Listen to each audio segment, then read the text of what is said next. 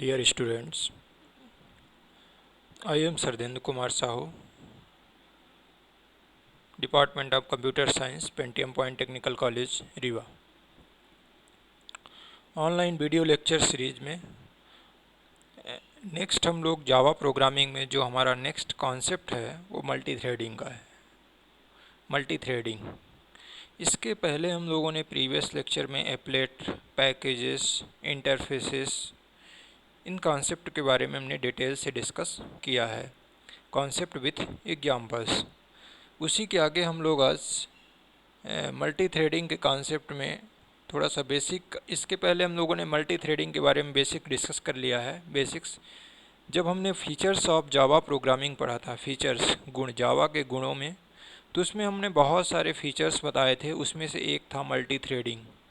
तो what is multi threading, ये आप हम ऐसा सोचते हैं कि आप जानते होंगे, क्योंकि उस टाइम पे हमने डिस्कस किया था बेसिक कॉन्सेप्ट के बारे में। फिर भी मैं थोड़ा सा डिस्कस करना चाहूँगा। मल्टी थ्रेडिंग मीन्स जावा एक मल्टी थ्रेडिंग प्रोग्रामिंग लैंग्वेज है। क्योंकि इसके पहले आपने सी पढ़ा होगा, C++ पढ़ा होगा, ये मल्टी थ्रेडिंग प्रोग्रामिंग लैंग्वेज नहीं है। क्योंकि जावा में एक साथ कई थ्रेड का मतलब होता है, प्रोसेस से मतलब है, प्रोसेस या प्रोग्राम से मतलब है। थ्रेड का मतलब सिंपल सा है कि कहें प्रोसेस या प्रोग्राम कहें। तो जावा एक मल्टी थ्रेडिंग प्रोग्रामिंग लैंग्वेज है बिकॉज कि एक ही टाइम पे मल्टीपल थ्रेड्स या मल्टीपल प्रोसेस एग्जीक्यूट होती हैं। मल्टी और थ्रेड दो वर्ड हैं इसमें, देख रहे होंगे आप लोग, मल्टी प्लस थ्रेड। तो मल्टी का मतलब होता है मल्टीपल, थ्रेड का मतलब होता है प्रोसेस, प्रोग्राम या सब प्रोग्राम कहें। तो मल्टीपल थ्रेड जो होते हैं एक साथ एग्जीक्यूट होते हैं, उस टाइम पे उसका मतलब होता है मल्टी थ्रेडिंग। तो इसलिए हम आगे डिस्कस करेंगे। तो thread is a process, thread is a process.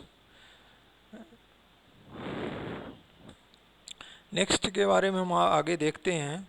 Multi threading के कुछ कॉन्सेप्ट्स के हमने पीडीएफ आपको डाल दिया है। कुछ बेसिक हमने इजी से इजी वर्ड्स में बताया है। थ्रेड सब प्रोग्राम होता है, रन मल्टी थ्रेडिंग होता है। ठीक है, क्लियर। प्रोग्राम थ्रेड्स को रन करता है। Light weight process, light weight means हल्का प्रोसेस, बहुत हैवी वेट नहीं। लाइट वेट, हैवी वेट आपने सुना होगा, दो वर्ड्स। तो लाइट वेट मीन्स बहुत छोटा सा प्रोसेस या छोटा प्रोग्राम, हैवी वेट मीन्स बड़ा प्रोजेक्ट या उसके मतलब है। मल्टी थ्रेडिंग का कॉन्सेप्ट आप इससे भी समझ सकते हैं कि जैसे इस वर्ड में सपोज दैट हम लोग जब टाइपिंग कर रहे होते हैं, कुछ लिख रहे होते हैं, कुछ डॉक्यूमेंट्स तैयार कर रहे होते हैं, उस टाइम पे हमारे जो स्पेलिंग चेकिंग भी काम चलता रहता है। व्हाट्सएप में भी हम लिखते रहते हैं, स्पेल चेक होता रहता है कहीं भी। तो that is multi threading. Spell checking होगी, वहाँ पे रेड लाइन आ जाएगी, तो आपको इंडिकेशन मिलेगा कि यहाँ पे गलत स्पेलिंग लिखी है। A flow of control is known as thread. Thread का मतलब होता है प्रोग्राम को एग्जीक्यूशन टाइम पे फ्लो ऑफ कंट्रोल प्रोवाइड करना, कि कैसे प्रोग्राम को एग्जीक्यूट करना है, कैसे प्रोग्राम एग्जीक्यूट हो रहा है। क्लियर। थ्रेड का मतलब एक प्रोसेस या सब प्रोसेस से है, या प्रोग्राम भी कह सकते हैं। और प्रोसेस एंड प्रोग्राम में डिफरेंस क्या है, what is the difference between process and program. देखिए, जब हम कोई प्रोग्राम बनाते हैं किसी भी एडिटर का यूज़ करके, जावा में हमने कई सारे प्रोग्राम्स को डेवलप किया है, तो कोई भी प्रोग्राम जब हम बनाते हैं नोटपैड में, तो उसको हम सेव करते हैं। जब उसको हम सेव करते हैं तो हमारा प्रोग्राम जो है सेव हो जाता है इन द कंप्यूटर मेमोरी। वो कहाँ सेव होता है आपको मालूम है, कंप्यूटर की दो तरह की मेमोरी होती है, प्राइमरी मेमोरी, सेकेंडरी मेमोरी।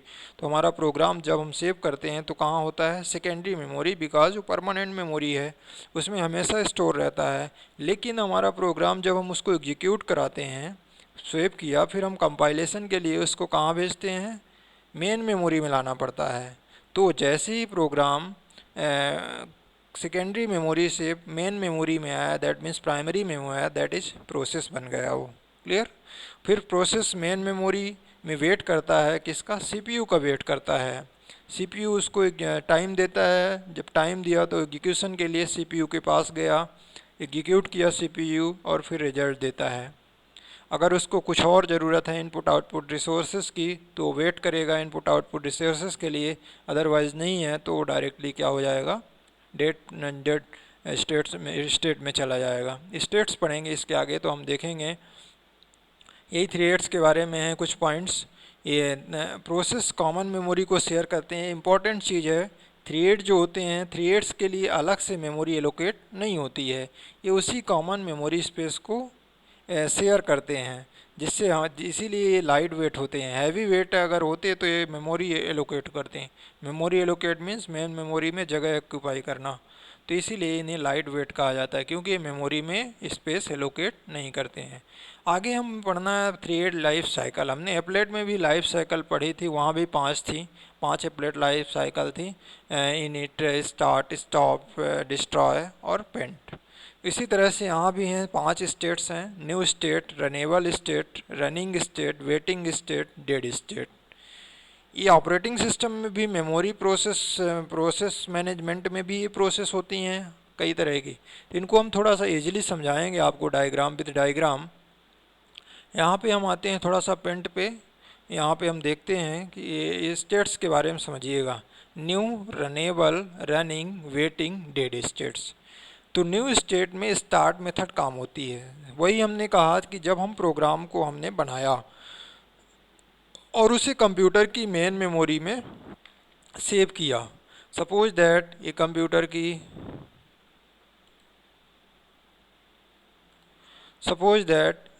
की मेन मेमोरी है। हमने कोई प्रोग्राम बनाया, सपोज दैट इसका नाम है abc.java।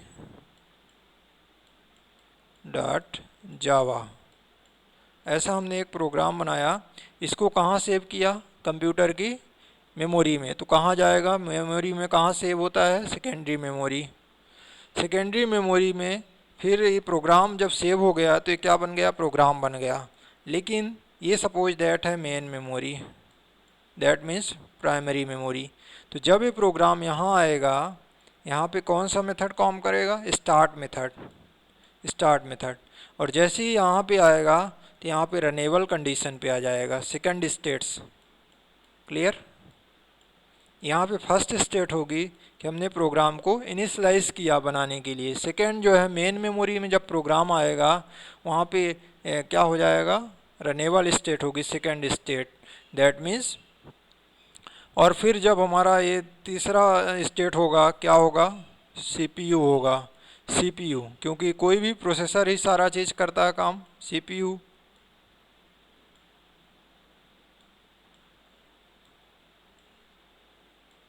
सीपीयू ये हो गया।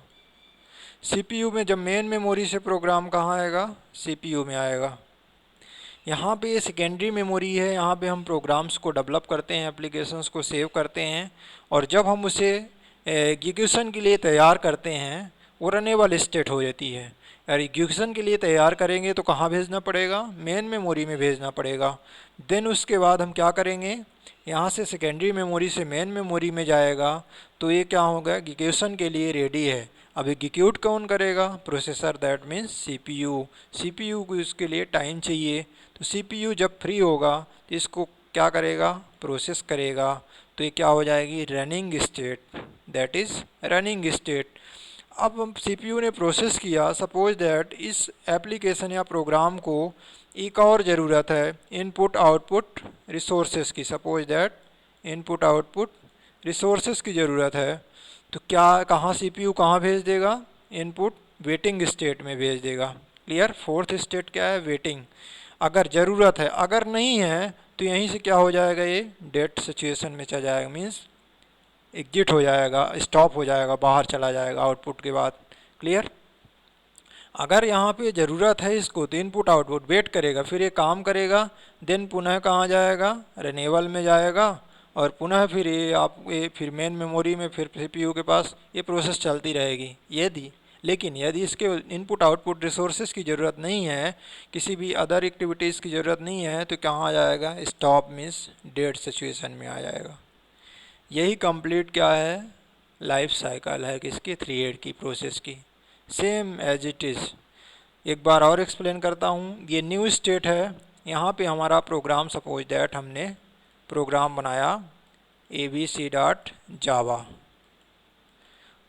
लिखा, सेव किया, ये सेकेंडरी मेमोरी। न्यू स्टेट हमेशा कहाँ होती है? सेकेंडरी मेमोरी में। रनेबल स्टेट कहाँ होती है? मेन मेमोरी में।